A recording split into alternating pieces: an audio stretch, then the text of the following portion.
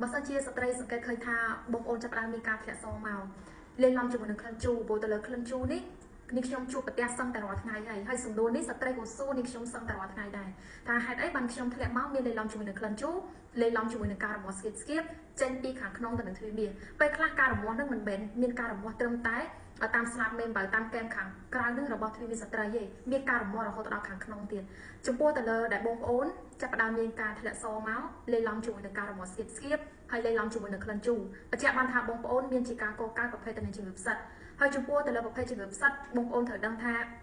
វាមិនធ្វើឲ្យបងប្អូនឡើងជាសភាពក្លិនខ្លាំងទេបើសិនជាបងប្អូនទៅតែការកកើតថ្មីបើសិនជាបងប្អូនកើតចាប់ពីចន្លោះ3ទៅ6ខែឡើងទៅមានន័យថាពពួកផ្សិតវាចូលសងតែថារ៉ាំរ៉ៃហើយអញ្ចឹងចាប់ផ្ដើមធ្វើឲ្យបងប្អូនមានការរមាស់កាន់តែយូរទៅធ្វើឲ្យបងប្អូនមានការរមាស់កាន់តែខ្លាំងហើយចំពោះទៅល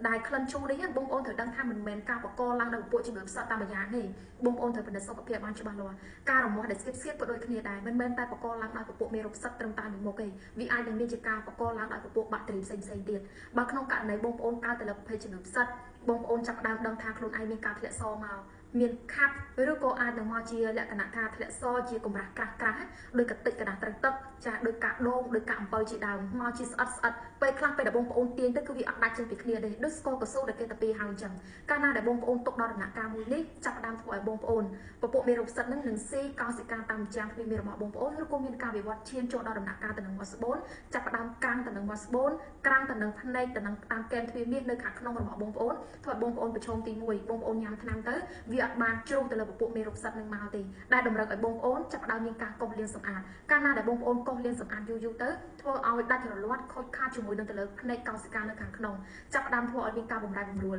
កាលណាដែលខូចខាតជាមួយនឹងទៅលើកោសិកានៅខាងក្នុងហើយកោសិកានោះវានឹងចាប់ផ្ដើមមានការបម្រែបម្រួលបកទៅជាការរលាកហើយបងប្អូនត្រូវដឹងថាកាលណាដែលបងប្អូនមានការរលាកតាមកែមទ្វារមាសក៏ដោយមាត់ស្បូនក៏ដោយធ្វើឲ្យខូចខាតយូរទៅការដែលយើងមានការបម្រែបម្រួលជាមួយនឹងទៅលើកោសិកានោះចាចាប់ផ្ដើមធ្វើឲ្យកោសិកានោះវាអាចនឹងមានការរលាកធ្ងន់ធ្ងរអាចបង្កទៅជាដំបៅកាលណាដែលបងប្អូនចាប់ផ្ដើមបង្កទៅជាដំបៅបងប្អូនត្រូវដឹងថាកាលណាដែលបងប្អូនដំបៅយូរទៅប្រឈមទៅនឹងការឡើងទៅជាលក្ខណៈថាកកខ្ទុះនៅខាងក្នុងនឹងក៏អាចនឹងធ្វើឲ្យបងប្អូនមានហានិភ័យទៅថ្ងៃក្រោយដែរហានិភ័យមួយនោះគឺបងប្អូនប្រឈមជាមួយនឹងទៅលើបញ្ហាជំងឺមហារីកប៉ុន្តែបងប្អូនត្រូវដឹងថាជំងឺមហារីកមិនមែនជាជំងឺមួយដែលចេះតែកើតឡើងក្តេផ្ដាស់ទេតោះតែបងប្អូនមានការបង្ករោគណាមួយដែលបងប្អូនអត់ទទួលបានការព្យាបាលឲ្យបានត្រឹមត្រូវទើបនឹងវាមានការវិវត្តទៅជាជំងឺមួយនោះបើសិនជាស្ត្រីសង្កេតឃើញថាបងប្អូនចាប់ផ្ដើមមានការធ្លាក់សងមកលេងឡំជាមួយនឹងក្លិនជូរព្រោះទៅលើក្លិនជូរនេះខ្ញុំជួបប្រទះសឹងតែរាល់ថ្ងៃហើយសំណួរនេះស្ត្រីក៏សួរខ្ញុំសឹងតែរាល់ថ្ងៃដែរថាហេតុអីបានខ្ញុំធ្លាក់មកមានលេងឡំជាមួយនឹងក្លិនជូរលេងឡំជាមួយនឹងការរមាស់ស្គៀបចេញពីខាងក្នុងទៅនឹងទ្វារមាសពេលខ្លះការរមាស់នឹងមិនមែនមានការរមាស់ត្រឹមតែតាមស្លាបមេមបើតាមកែមខាងក្រៅនឹងរបស់ទ្វារមាសស្ត្រីទេមានការរមាស់រហូតដល់ខាងក្នុងទៀតចំពោះទៅលើដែលបងប្អូនចាប់ផ្ដើមមានការធ្លាក់សមកលេងឡំជាមួយនឹងការរមាស់ស្គៀបហើយលេងឡំជាមួយនឹងក្លិនជូរបញ្ជាក់បានថាបងប្អូនមានជាការកកើតប្រភេទទៅនឹងជំងឺផ្សិតហើយចំពោះទៅលើប្រភេទជំងឺផ្សិតបងប្អូនត្រូវដឹងថាវាមិនធ្វើឲ្យបងប្អូនឡើងជាសភាពក្លិនខ្លាំងទេបើសិនជាបងប្អូនទៅតែការកកើតថ្មីបើសិនជាបងប្អូនកើតចាប់ពីចន្លោះ3ទៅ6ខែឡើងទៅមានន័យថាពពួកផ្សិតវាចូលសងតែថារ៉ាំរ៉ៃហើយអញ្ចឹងចាប់ផ្ដើមធ្វើឲ្យបងប្អូនមានការរមាស់កាន់តែយូរទៅធ្វើឲ្យបងប្អូនមានការរមាស់កាន់តែខ្លាំងហើយចំពោះទៅល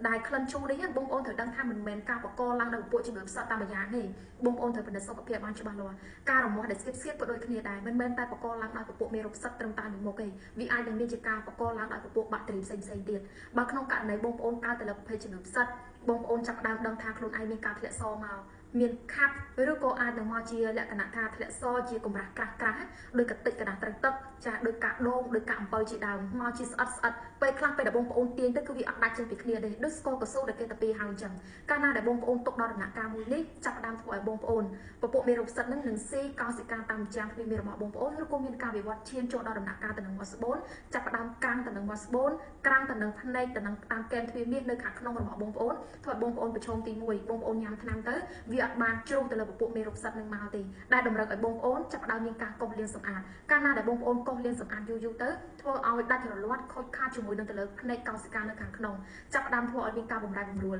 កាលណាដែលខូចខាតជាមួយនឹងទៅលើកោសិកានៅខាងក្នុងហើយកោសិកានោះវានឹងចាប់ផ្ដើមមានការបម្រែបម្រួលបកទៅជាការរលាក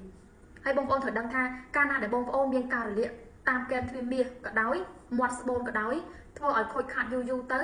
ការដែលយើងមានការបំរែបំរួលជាមួយនឹងទៅលើកោសិកានោះចាចាប់ផ្ដើមធ្វើឲ្យកោសិកានោះវាអាចនឹងមានការរលាកធ្ងន់ធ្ងរអាចបង្កទៅជាដំបៅកាលណាដែលបងប្អូនចាប់ផ្ដើមបង្កទៅជាដំបៅបងប្អូនត្រូវដឹងថាកាលណាដែលបងប្អូនដំបៅយូរទៅប្រឈមទៅនឹងការឡើងទៅជាលក្ខណៈថាកកខ្ទុះនៅខាងក្នុងនោះក៏អាចនឹងធ្វើឲ្យបងប្អូនមានហានិភ័យទៅថ្ងៃក្រោយដែរដែលហានិភ័យមួយនោះគឺបងប្អូនប្រឈមជាមួយនឹងទៅលើបញ្ហាជំងឺមហារីកប៉ុន្តែបងប្អូនត្រូវដឹងថាជំងឺមហារីកមិនមែនជាជំងឺមួយដែលចេះតែកើតឡើងក្តីផ្ដាស់ទេតោះតែបងប្អូនមានការបង្ករោគណាមួយដែលបងប្អូនអត់ទទួលបានការព្យាបាលឲ្យបានត្រឹមត្រូវទើបនឹងវាមានការវិវត្តទៅជាជំងឺមួយនោះ